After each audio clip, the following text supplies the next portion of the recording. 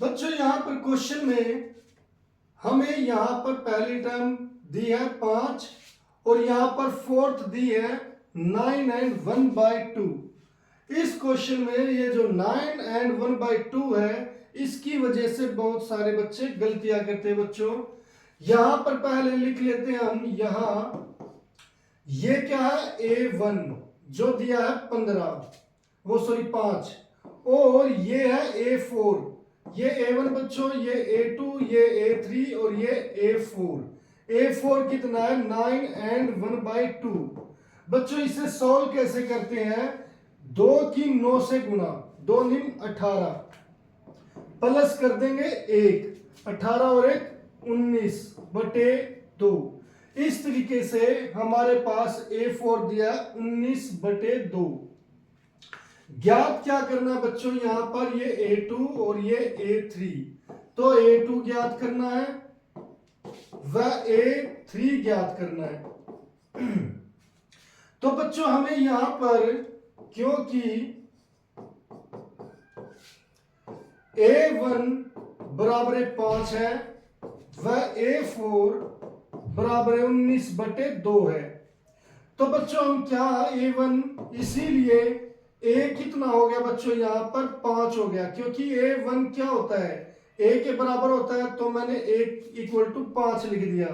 अब A4 क्या बच्चों, इसका फार्मूला होता है A + 3D बराबर 19/2 है। बच्चों यहां से A मेरे पास है, मुझे क्या निकालना है D। तो D निकालने के लिए हमें क्या करना चाहिए, यहां पर जो 5 है वो यहां पर लिख देंगे, ये समीकरण 1, ये समीकरण 2 लिख दो बच्चों। यहां पर 5 लिख दिया, A की जगह क्या लिख दिया 5 जो यहां से आया है। 3D बराबर 19/2 और यहां पर ब्रैकेट में लिख दो समीकरण 1 से इस A का रीजन लिख दो बच्चों। अब यहां पर क्या हो जाएगा, 3D बराबर 19/2, जो यहां पर प्लस में है वो यहां पर राइट हैंड साइड आके किसका हो जाएगा, माइनस का, तो ये हो जाएगा -5। अब बच्चों यहां पर ये संख्या एक भिन्न संख्या है, ये एक हमारा पूर्णांक है।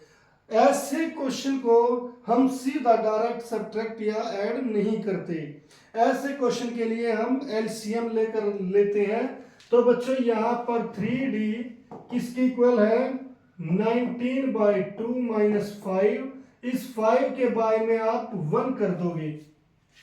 बच्चों यहां पर 2 और 1 का एलसीएम आ गया 2।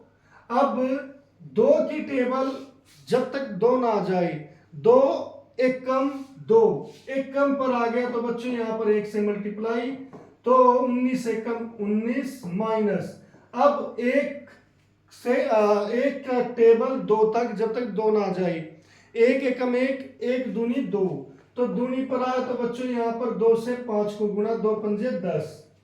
यहां पर आपका 3D ऐसे ही रहेगा। अब बच्चों यहां पर ये चीज आ गई प्लस की, ये आ गई माइनस की, तो यहां पर 3D, ये दोनों अपोजिट साइन है, तो 19 में से 10 गए, कितने रह गए 9/2।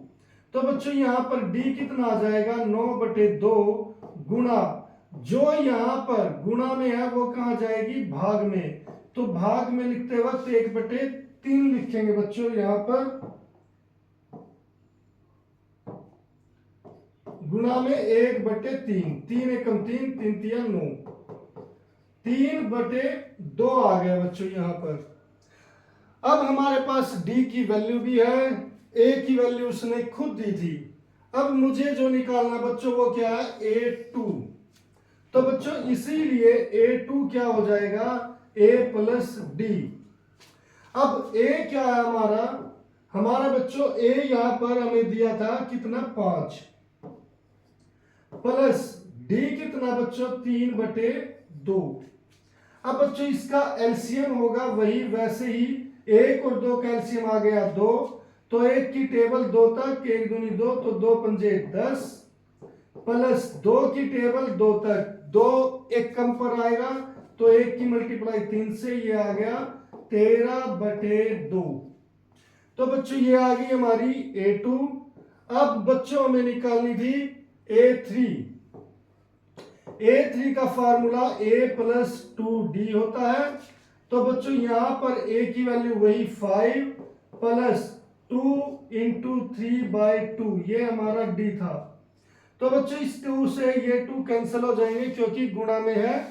यहां पर अब रह गया 5 + 3 = 8।